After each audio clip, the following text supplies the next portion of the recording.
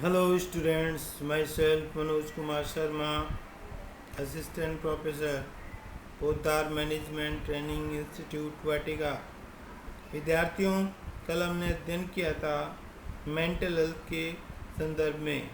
आज हम अध्ययन करेंगे importance of the mental health. मानसिक स्वास्थ्य के अध्ययन का महत्व क्या है और क्यों ये आवश्यक है विद्यार्थियों के लिए, इस विषय में आज हम चर्चा करने जा रहे हैं।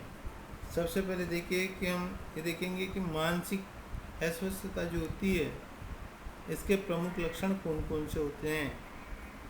इन लक्षणों को ध्यान में रखने के बाद हम किसी भी व्यक्ति को देखकर उसकी शारीरिक भाषा यानी बॉडी लैंग्वेज या उसके द्वारा किए जाने वाले कृत्यों से हम आसानी से पहचान सकते हैं कि ये व्यक्ति मानसिक रोगी है और इसमें ये प्रमुख लक्षण पाए जाते हैं। पहला है मानसिक अस्वस्थता की स्थिति में प्राकृतिक क्षमताएं समाप्त हो जाती है। जैसे उसका नेचुरल, उसकी जो प्रकृति, उसका जो स्वभाव है, जैसे उसका प्रतिदिन का व्यवहार था, उसकी जो कार्य करने की शैली थी, जो वार्तालाप करने की शैली थी, वस्त्र धारण करने की कला थी, वो सब कुछ समाप्त हो जाती है और वह इस पर बिल्कुल भी उस पर इसका असर नहीं रहता है। इस कारण से क्या होती है कि इस कारण से ध्यान केंद्रीकरण की समस्या उत्पन्न हो जाती है। वह ध्यान नहीं दे पाता किसी भी चीज़ पर कि मैंने क्या किया, ये क्या नहीं किया, कि मेरे द्वारा जो किया जा रहा है वो ठीक है या नहीं है, मेरे द्वारा जो किसी प्रकार का व्यवहार किया जा रहा है वो उचित है या अनुचित है, मैंने जो वस्त्र पहने हुए हैं वो ठीक हैं या नहीं हैं, मैं किसी से वार्तालाप कर रहा हूँ तो मेरी व्यवहार में किसी प्रकार की कोई अभद्रता तो नहीं है। इस प्रकार से वह अपनी चेतना में, पूर्ण चेतना में, ये कहा जा सकता है, नहीं रह पाता है। विद्यार्थियों, मनोवैज्ञानिकों ने इसकी बहुत खोज की है और ये जाना है कि ये जो मानसिक समस्याएं होती है ये अधिकतर पारिवारिक कारणों के कारण ही जन्म लेती है। इसकी कहीं न कहीं जड़ परिवारों में ही लगी रहती है और हम इसको ध्यान नहीं देते हैं। माता पिता या परिवार में जिस प्रकार का माहौल होता है वह बालक पर गहरा प्रभाव डालता है, इस बात को हम नहीं भूल सकते। तीसरा, इसके बाद में नकारात्मक विचारधारा का उत्पन्न होना। किसी कार्य को करने से पहले अगर किसी कार्य को करना भी चाहे तो उसके मन में नकारात्मकता उत्पन्न हो जाती है कि कार्य मेरे से नहीं होगा, या मैं इस कार्य के लायक नहीं हूँ, या मैं ये कार्य नहीं कर सकता। उसके अंदर सेल्फ कॉन्फिडेंस की कमी आएगी, विलिंग पावर्स उसके लूज हो जाएंगे, इसलिए वह जो है मानसिक रूप से इस प्रकार से अस्वस्थ हो जाएगा। जीवन में हर्ष आनंद की कमी हो जाती, किसी भी बात में उसको रुचि नहीं लेती, चाहे त्यौहार हो, चाहे वार हो, चाहे किसी के साथ खेल ना हो, चाहे परिवार में किसी प्रकार का कोई समारोह हो, विद्यालय में किसी प्रकार का समारोह हो, किसी प्रकार भी वह उसको खुशी नहीं दे सकता। उनके जीवन में खुशियों की समाप्ति देखी जा सकती है। सभी लोगों की संख्या की दृष्टि देखता है, यानी कोई दो लोग वार्ता भी कर रहे हैं तो ये सोचता है, ये विचार करता है कि मेरे विषय में बात कर रहे हैं, उसको इस प्रकार के किया जाने वाला कृत्य अच्छा नहीं लगता है और वह क्रोधित भी हो सकता है। ये विद्यार्थियों मानसिक अस्वस्थता के लक्षण हैं। ये कुछ प्रमुख लक्षण और हैं। इसमें क्या करता है कि व्यक्ति उसे शत्रु के समान प्रतीत होते हैं, पिछली जिंदगी के विचार धूमिल हो जाते हैं, अधिक लोग उसकी मेमोरी में यानी स्मृति में नहीं रह पाते हैं, कुछ लोग कुछ समय के लिए उसके स्मृति में आते हैं और पुनः लौट जाते हैं, कुछ बातों को कुछ समय के लिए वो याद रख सकता है फिर भूल जाता है। तो इस प्रकार से ये जो है प्रमुख लक्षण, ये मानसिक अस्वस्थता के ही लक्षण होते हैं। अब मानसिक स्वस्थता को मजबूत करने के लिए प्रमुख प्रभाव क्या होने चाहिए। इसको मानसिक स्वास्थ्य को किस प्रकार से मजबूत किया जाए, इसकी अगर बात करें तो कौन कौन सी ऐसी स्थितियाँ हैं जिसको मजबूत कर सकती हैं।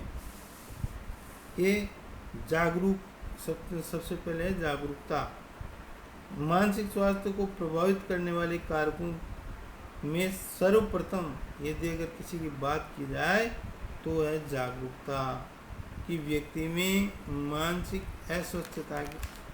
अस्वस्थता के लक्षण नजर आए तो उसको लक्षणों को नज़रअंदाज ना करें, स्वयं प्रयास करें और चिकित्सक की उचित सलाह लें। जो भी जो है मानसिक रोगों के लिए उपचार किया जाए, जैसे कि कोई आयुर्वेद में, एलोपैथिक में या होम्योपैथिक में, इस प्रकार के आजकल कई प्रकार की मेडिकल जो है फैसिलिटीज़ हो गई हैं हमारे भारत में, जो मानसिक रोगों का इलाज करती हैं। तो जो है इसकी तरफ ध्यान दें। जैसे कल बात हुई थी कि किसी भी तरह की कोई जाड़ फूंक, किसी की कोई छाया, किसी की कोई हवा, किसी की कोई भूत प्रेत इत्यादि के चक्कर में ना पड़ें। ये सब भ्रम हैं। इन मानसिक रोगों से इनका कोई संबंध नहीं है ना।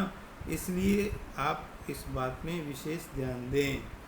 अगर कोई भी बालक अचानक गुमसुम रहने लगता है, नीरस रह जाता है, तो कई दिनों तक हम ध्यान नहीं देते कि इसका हो सकता है स्वास्थ्य ठीक नहीं होगा, इस कारण से ऐसा व्यवहार कर रहा है, नहीं।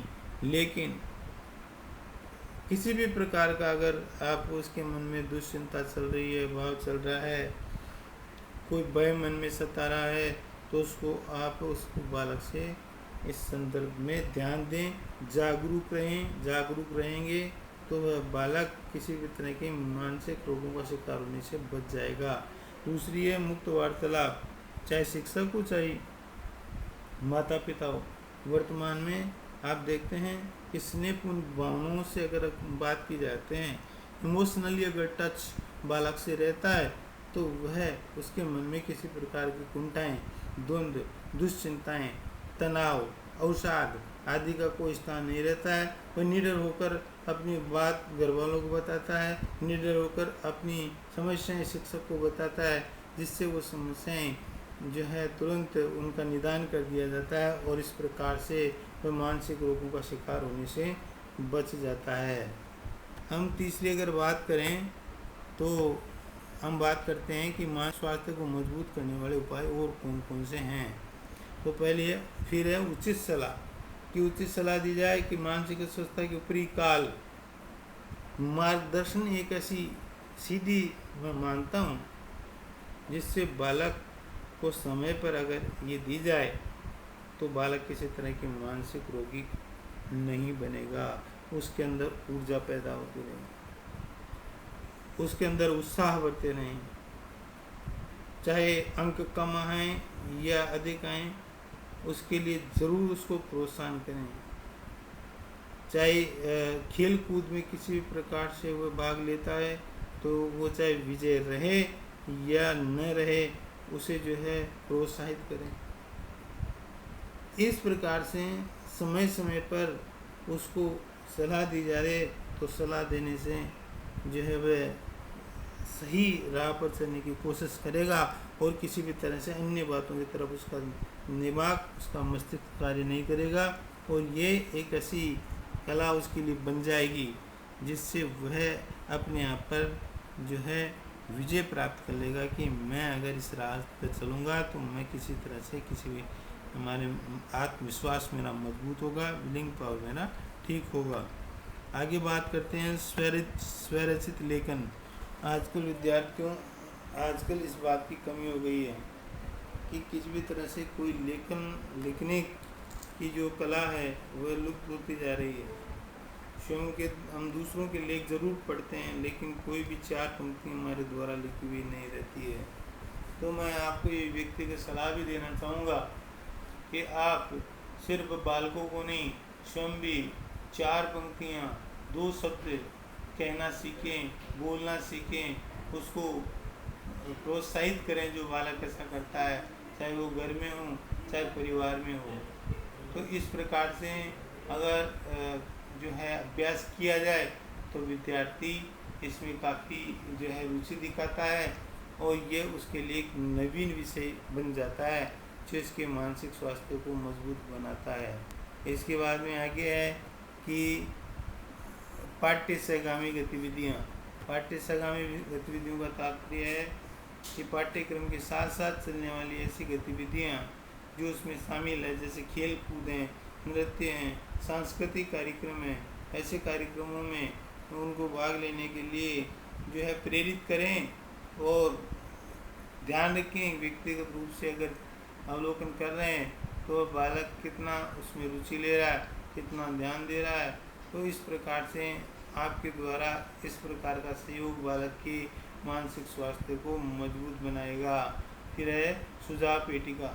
अगर कई बार विद्यार्थी अपनी बात को सीधे सीधे वह शिक्षक को नहीं बता सकता, क्योंकि कक्षा में हो सकता है कोई शत्रुता उत्पन्न हो जाए, किसी विपरीत बात किसी बालक के लिए कहनी हो जिससे वो भयभीत हो। तो प्रत्येक विद्यालय में इस प्रकार की सुझाव पेटिका रहती है। वो उस सुझाव पेटिका में चाहे वह मानसिक समस्या हो उसकी, चाहे वो शारीरिक समस्या हो, चाहे अध्ययन संबंधी समस्या हो, किसी भी प्रकार की समस्या हो तो वह लिखकर उसमें डाल सकता है, जिससे जो है शिक्षक समय रहते उसको सुझाव पेटिका में आए हुए उस पत्र को देखकर उस बालक की समस्या का निदान करने का प्रयास करेगा। बालकों, आप सजग रहें, परिवार में इस बारे में विशेष ध्यान रखें और भविष्य में भावी अध्यापक जब आप बनेंगे और आपकी कक्षाओं में, आपके विद्यालय में ऐसे कोई बालक होंगे तो आप उनके लिए भी इस प्रकार के कार्य करेंगे, मुझे ऐसी आपसे अपेक्षा है। नए सिद्धांत के साथ में हम फिर से मिलेंगे। Have a nice day.